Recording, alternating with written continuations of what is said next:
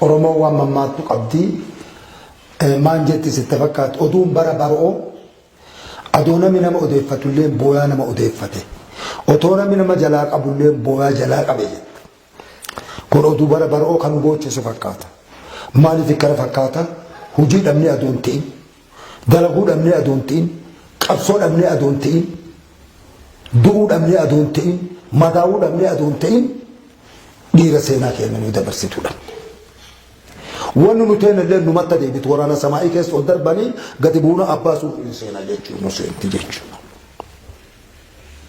Guyyaan har'aa kan sanbata guddaa kuniin isinii amma seenaa nurraa qorattan malee anaa seenaa guddaa nu guyyaa kana yoo du'ellee amma naa maali seenaa guddaa nu guyyaa kana maaliif du'aa durii santi na yaadata jechuudha. Kanaafuu har'a immoo guyyaa kana asii boonnee asii dubbannee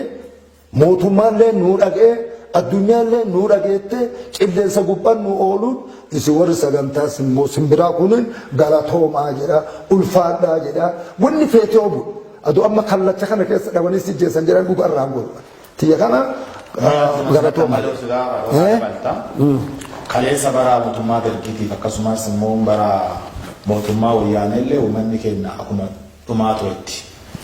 Fakkeenyaaf uummanni Wallaggaa, uummanni Gujii akkasumas mallee uummanni Walloo, uummanni Booranaa gammaa uummanni poostii jala jira.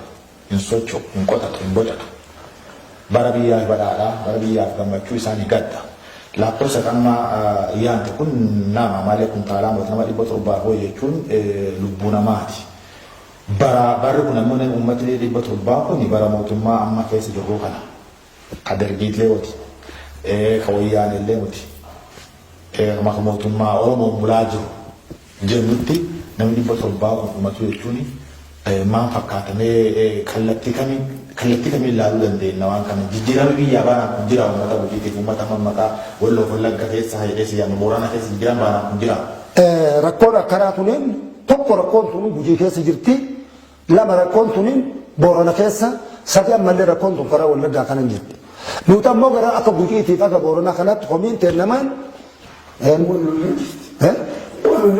والله أكمل كان ركون أما اللي أرمى كيست أما أكا بوجيتي فكا بورانا كانت